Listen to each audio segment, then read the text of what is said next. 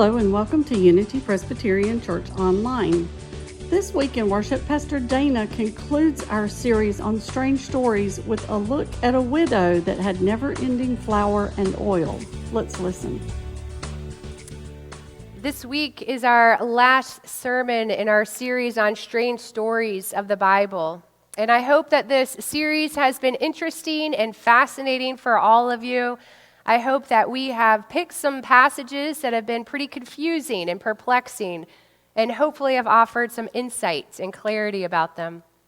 Our last passage that we'll be looking at today is strange in so much as it's about a mother and a son who are preparing for death. Are they preparing for death by suicide? Are they preparing for death by starvation? It is up for debate and left to our imaginations. So let us dive in and take a deeper look. This passage is in 1 Kings chapter 17, verses 8 through 12. Then the Lord said to Elijah, "Go and live in the village of Zarephath, near the city of Sidon. I have instructed a widow there to feed you." So he went to Zarephath. As he arrived at the gates of the village, he saw a widow gathering sticks, and he asked her, "Would you please bring me a little cup of water?" As she was going to get it, he called to her, "Bring me a bite of bread, too." But she said, "I swear by the Lord your God that I don't have a single piece of bread in the house, and I have only a handful of flour left in the jar, and a little cooking oil in the bottom of the jug. I was just gathering a few sticks to cook this last meal, and then my son and I will die." Destitution and desperation are two words that immediately jump out to me when I read this passage. In this passage, this poor widow has no food. They are on the brink of starvation. It is a pretty bleak and hopeless situation. What we also know from this passage is that this widow has already faced some pretty hard and tragic times. We know that her husband has died prematurely, leaving her to raise their child in a day and age when it was hard for women to fend for themselves, let alone being a single mom caring for a child. So what we can glean from this passage is that death and tragedy, difficult times and desperation have played a primary role throughout this woman's life. The other main character in this story is Elijah. And Elijah is no stranger to desperate times as well. At the time that 1 Kings was written, King Ahab was the king. And King Ahab had issued a decree stating that all the prophets were to be found and they were to be put to death. So Elijah had gone into hiding. He was living as an exile. He was fleeing from place to place, fearful for his life. That is when God instructed him to go to Zarephath. That Zarephath would be the region where he would find a widow who would help to provide for him, that would offer food and water. When God told Elijah to go to Zarephath, Elijah was very puzzled by this instruction because Elijah knew that there had been a drought in that region and that the drought had caused a famine. But instead of rejecting God's instruction and what God was calling him to do, Elijah listened. And he followed those instructions, and he went to Zarephath. When Elijah arrived on the scene, he did in fact encounter the famine and the droughts, and he also found this widow. And this is what he said to her. Elijah said, "Don't be afraid. Go ahead and do just what you said, but make a little bread for me first. Then use what's left to prepare a meal for yourself and your son. For this is what the Lord, the God of Israel, says. There will always be flour and olive oil left in your containers until the time when the Lord sends rain and the crops grow again."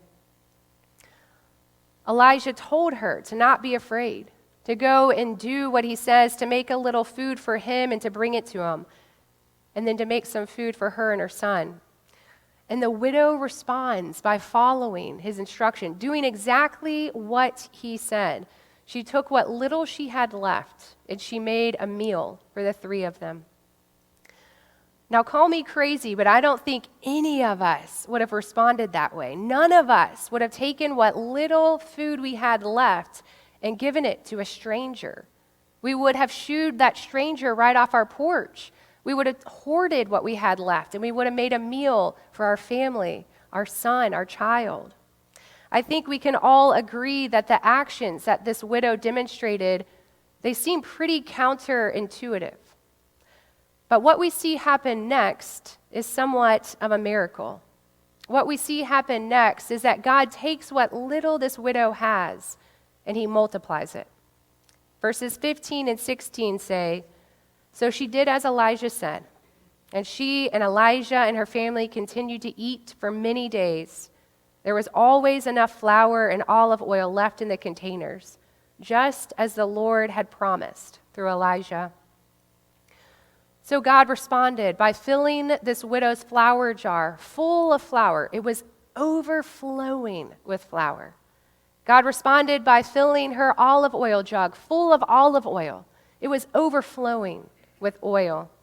It was enough food and oil to see her through the famine until the rains came again.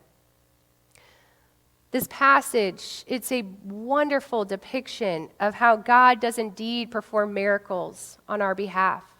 How God provides for us and takes care of us in our times of need. How God gives us exactly what we need at the very moment we need it. It illustrates how God is the ultimate provider for all things that we possess in life, from the food that we eat, to the water that we drink, to the very pulse of life. It also depicts what it takes on our behalf to be God's faithful people. How we are to trust God in the face of hardship and famine, in the face of desperation, whatever form desperation takes on in our own personal lives. And how being God's faithful people means that we must be willing to serve the Lord at all costs, taking what we have, what we've been entrusted with, and using it for the well-being of others. This story demonstrates how our willingness to serve the Lord is to supersede our doubts, our fears, our worries about what it is that God's calling us to do. The widow in this passage most certainly demonstrated all of those things. The widow in this passage possessed this deep commitment where her willingness to serve God in this way superseded her fears, her worries about how she would provide food for her son if she offered what she had left to a stranger. It was most certainly an act of faith on her part, a deep trust. This widow depicts an unwavering willingness to serve the Lord at all costs. A few years back, I was watching a movie called Burnt. It's a movie about Bradley Cooper, and he is a head chef in a very well-known restaurant. It's a Michelin star restaurant. And so in this movie, Bradley Cooper is well known all around the world for his culinary techniques, his culinary gifts and talents.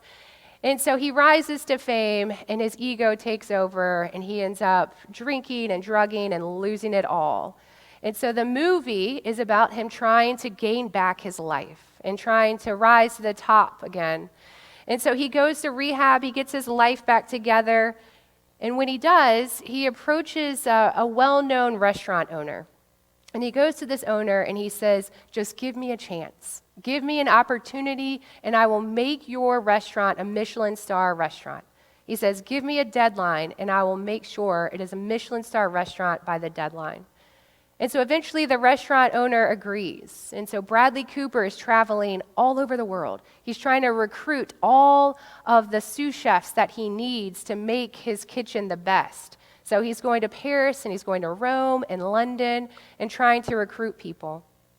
And so the most interesting clip to me in the whole movie is when Bradley Cooper is in London and he has tracked down this chef and he's getting ready to pitch his whole spiel to him and say, "Leave your life in London, leave the kitchen in London, come back to the States and work for me." And before Bradley Cooper can even start giving his pitch, this guy starts saying, "Oh my gosh, you're so well known. What are you doing here? How can I help you?" And Bradley Cooper, or the guy says, "You have always been a hero of mine." And Bradley Cooper says, "Am I a hero or am I a god?"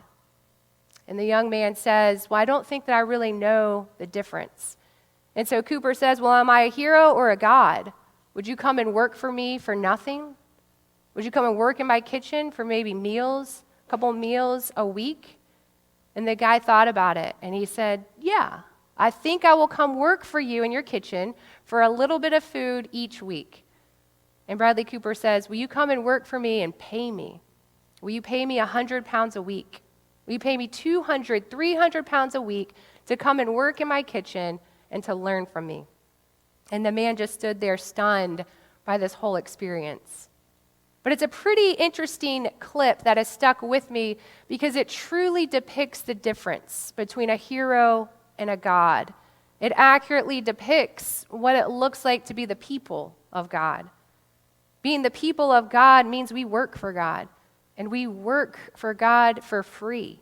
It entails using our time, our talents, and our resources to serve the Lord without ever expecting any sort of compensation. It actually entails even paying God. Every week we come here, we pass around, well, we don't pass around an offering plate anymore, but we have an offering box in the back of the sanctuary. We offer our gifts and our tithes to God. Every year we look at our budget and we say, all right, God, I can take this amount of my salary and offer it to you. This is what I can afford to do. This movie clip from Burnt, it echoes the same message, the same principle of our passage this morning. Being the people of God entails service. It entails serving God and serving God's people.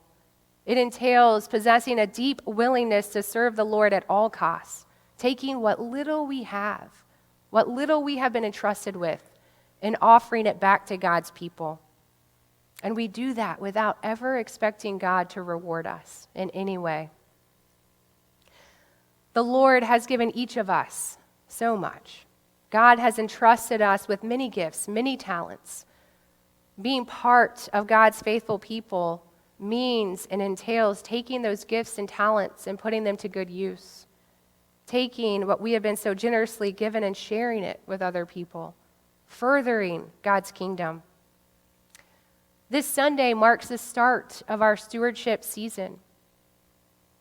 This is the time where we think about what that word means. What does stewardship mean to you? And what does stewardship call us to do? What does it mean to be God's good stewards? As we think about those things, let us be mindful of the messages found in this passage from 1 Kings.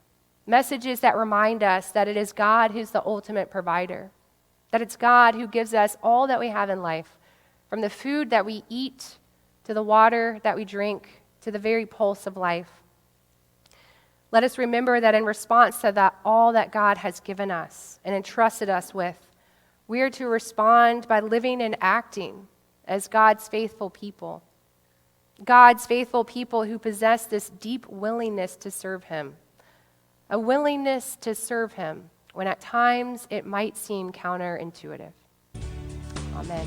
If you would like more information about Unity Presbyterian Church, please visit our website at www.unitypres.org or visit us on Facebook. This is the Unity Presbyterian Church podcast. Have a great week.